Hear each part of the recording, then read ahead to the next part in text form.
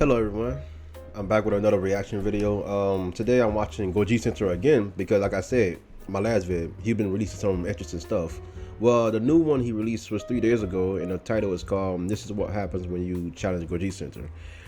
Now I watched like 50 seconds of the video and it comes to find out he's referring to the another YouTube channel, another YouTube creator called Godzilla Guy or Goji Guy or something like that. I forgot his name. But yeah, he's there was this is a continuation of another video he made a few months back called Indominus 2.0. I don't think I watched that one, so I may be a little confused on this video, but I'm pretty sure he gonna let me know what's going on.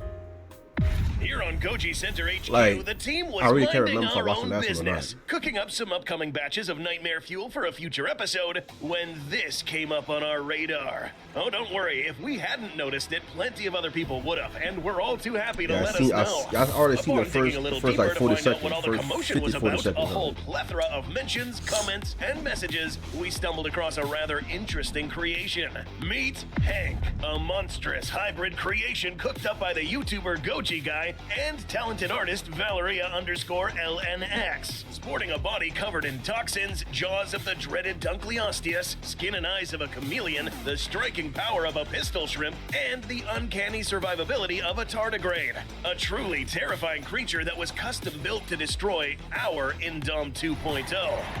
This animal was conjured by the great minds of the research team of GojiCenter, brought together with one goal: exterminate all life on Nublar. And it more or less had the potential to cause a global health crisis. I didn't watch the last video. I didn't watch the Indominus 2.0 because I don't remember I don't remember that stuff. Animal minding its own business was pitted against a new amalgamation, a hybrid battle that we never asked for but got dragged into. So fine, after the challenge aimed our way, we have exactly what a lot of you wanted to see. A horrific beast with precisely calibrated abilities to make it as lethal as it could be to bring Hank down. Indominus 2.0 is hereby upgraded to nothing. No, seriously, we aren't changing anything. What you're looking at is Indom 2.0, but with different skins in Jurassic World Evolution. Cool, right? Nexus mods link below. Anyways, instead, she's stepping back into the analysis platform, and today we'll evaluate how our monstrous creature stands up against its new challenger, revealing a few tricks she had up her sleeve all along, and also lay bare a few critical weaknesses in its adversary.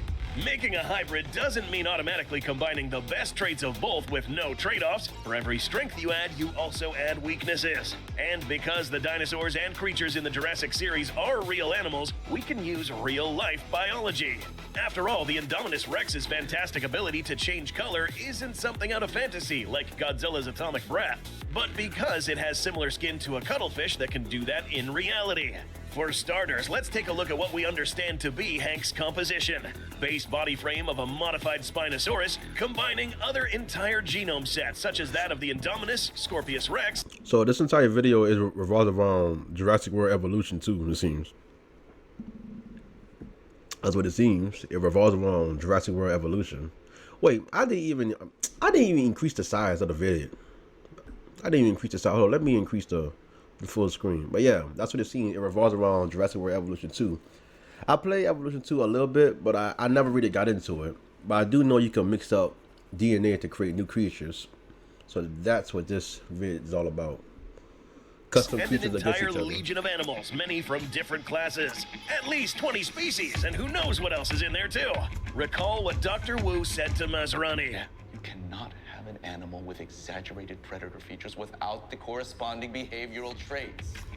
A Therizinosaurus, Spino, and Pistol Shrimp might be used to fighting with their arms, but even more animals on the list didn't.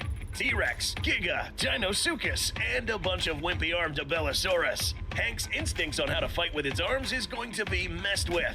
It would be every neural problem the Scorpius Rex had, but amplified. Some additives like the chameleon would actually hinder it. Giving Hank movable eye stalks like the chameleon would mess with its binocular vision from T-Rex genes.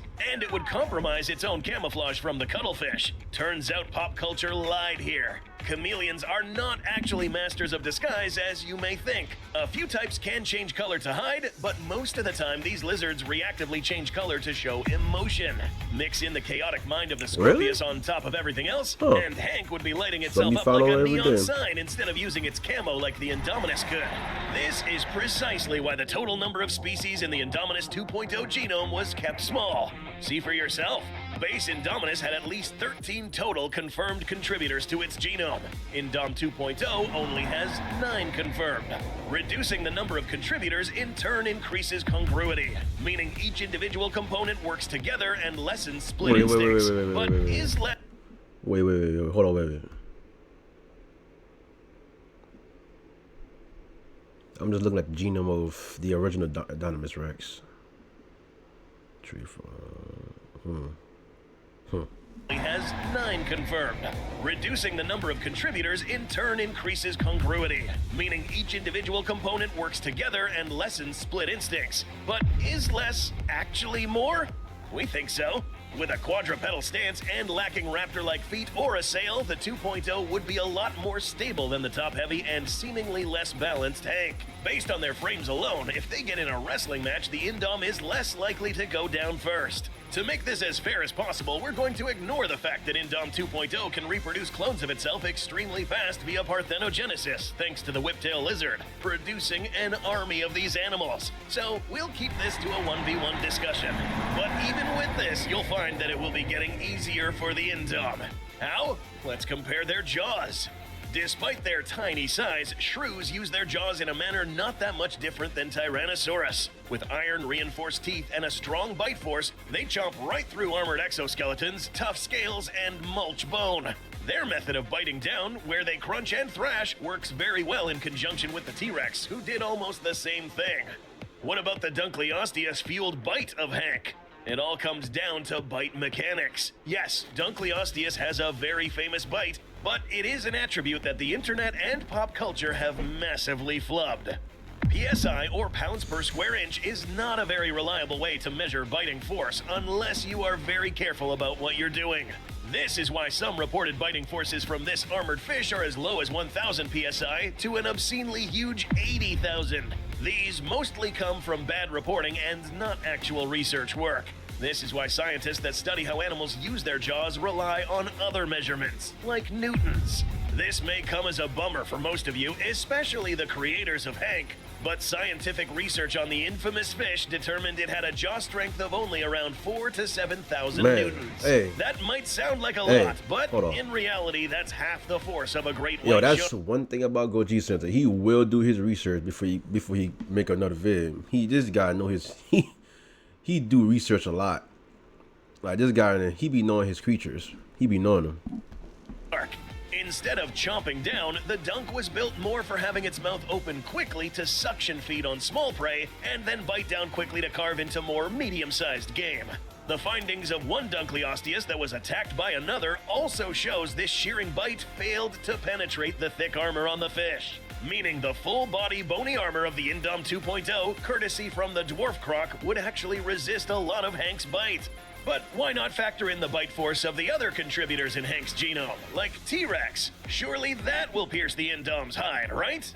The bites of the Dunk and the Rex are the perfect example of why animals either bite down hard and crunch, or they can open their mouth wide and bite down exceptionally fast. Can't have both. Trying to put T-Rex force behind a Dunk jaw can result in the poor thing smashing its own face. Okay, but surely those overpowered arms wielded by Hank can punch Indom 2.0 into oblivion with hundreds of tons of force. Well, let's find out.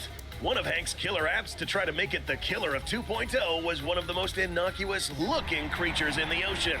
Pistol shrimp are an entire family of small crustaceans with a very specialized snapping mechanism in their arms. By cocking back one claw, they are able to force water into a chamber and then explode. I heard about them pistol shrimps. Though I think they say about when it comes to pistol shrimps, they strike so fast that it break the sound barrier.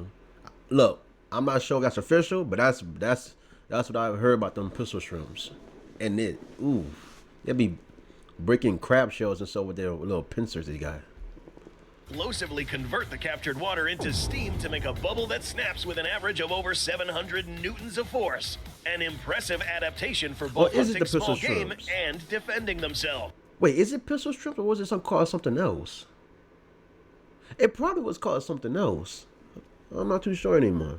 Especially given that sound is much stronger underwater than it is in the air. Taking this mechanism and its striking power out of the water and applying this to a dinosaur will likely work against Hank. Doubling this mechanism in size doesn't double strength. Now Hank has to worry about... Hold on, give me a second. I want to go see if I'm right, because pistol shrimp. No, this is no. This is not it. Is this it? No, this this not it. This is not it. Yeah, the pistol shrimp is not it. It's a different name. I'm tripping. Yeah, I'm tripping. Damn. Yep, this not it. It's a whole different creature. I got it mixed up. Moving the weight of its hands much faster, and add in that water is nearly 1,000 times denser than air, and any weapon that produces pressure waves is far less powerful in the air than in the water. So up here, this snapping or punching will be outright impossible. And if it was, well, not to bore you with the math, but Hank's shrimp-fueled striking force would be around 16,145 newtons. Remember that the huge forces of the pistol shrimp are not about strength, but how the physics of water work. But let's throw water physics out of the window, and let's say that these hands strike with said hundreds of tons of force. Unless Hank's shoulders are made of vibranium, the blowback would shatter its own arms even if it missed. Dinosaur arms aren't meant to do these things at this scale, and honestly, you can't expect them to. Hank would disarm itself on day one upon using this striking force on practically anything, before it grows up large enough to fight the 2.0. So far, we have an animal with a shattered face, broken forearms, self-inflicted by the way, and now it's the perfect time we bring up something. So basically, it seems like Hank is too powerful for his own body, in a way. His body can't handle his own force. Yeah, he ain't durable enough to withstand his own strength, it seems. So really, he just defeats himself. May have forgotten about.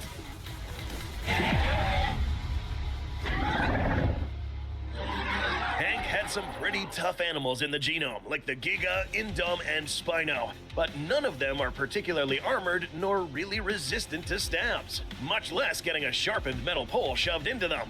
Even if facing against the one-punch man of hybrids, the Indom 2.0's tool use, dexterity, and grappling would give her plenty of means to strike back, you see, look, including at range. Now that I think about it, if he said if Hank do punch, he'll break his own arm, I could see if Hank using that as a final method, more like if he's losing, hey, let's sacrifice one arm. You never know, he may survive, and he use it.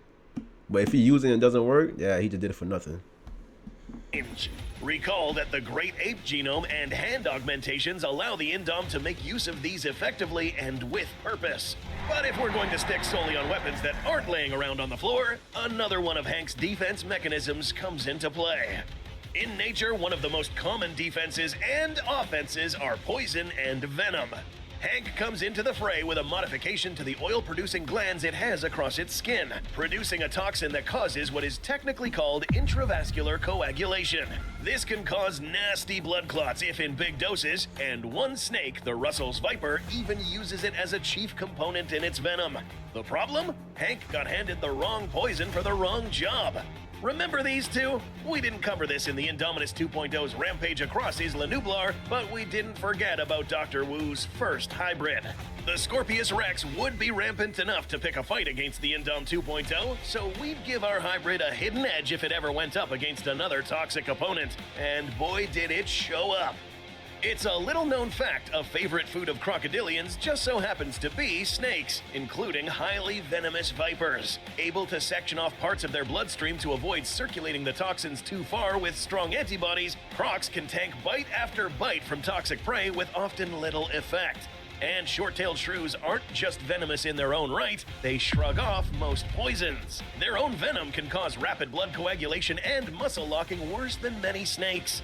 They are immune to their own and similar toxic elements called glycoproteins. Add in a hyperactive metabolism that can break down blood clots and purge toxins very quickly, and it's a big pair of reasons why shrews are also known to hunt and kill snakes many times their size. So, in other words, those little things? Those little things. Hold on, let me see.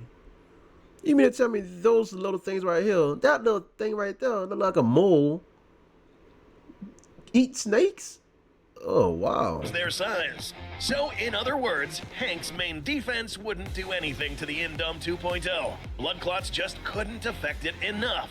Ironically, especially since this was sold off as the peak survivability trait that would deter any future opposition against Hank, tardigrade traits in this case will cause huge drawbacks. Tardigrades are legendary for their ability to survive radiation, heat, and cold when in their dormant state. The key to this are the gel-like proteins that surround their cells called CAHS proteins. This gel can spare the cell from a lot of things, but it can't stop toxins that attack the connections between the cells. And coincidentally, this is exactly how the neural toxin in the shrew venom works in addition to blood clotting. In fact, giving more proteins around the cells just gives more for the venom to work off of. And this is something that can't be averted. Get the tardigrade perks, if any, and you also take their weaknesses. After laying bare the critical weaknesses of Hank, it's now safe to say that without even changing a single thing to the 2.0's genome, or lifting a single finger, Indom 2.0 remains undefeated. Furthermore, Hank's overpowered jaw and hands disarmed itself before it could even step in the fighting ring. He did this to himself. However, to the merit of Hank's creators, this is a fantastic design as a monster. With just raw force or some tweaks, Hank could stand his ground against the 2.0 and actually have a good shot at winning. Its visible adaptability to swimming and being adept to most terrains, truly horrifying appearance, and malevolent nature is truly something that we at Goji HQ appreciate and would look forward to featuring on the channel again. But here on GojiCenter, we are not cooking up 3.0 to counter it. 2.0 is lethal enough. For now, though, Indom 2.0 has other problems to worry about. Much bigger problems. Hey, that was some very informative information right there. I just found out more stuff about animals than I ever did on Animal Planet. Like, I never knew there was small creatures, little small mole creatures like that thing we saw in the video that eat snakes. I didn't know that. But yeah, that was good though. I like the design, both of them designs. Well, the Indom design basically is the same thing, but the one that got created, Hank, yeah, that was good, so I liked that. But yeah, hope y'all enjoyed the vid. Make sure y'all leave a like and a comment down below. Y'all take care. See y'all in the next video I make. Y'all just take care of yourselves.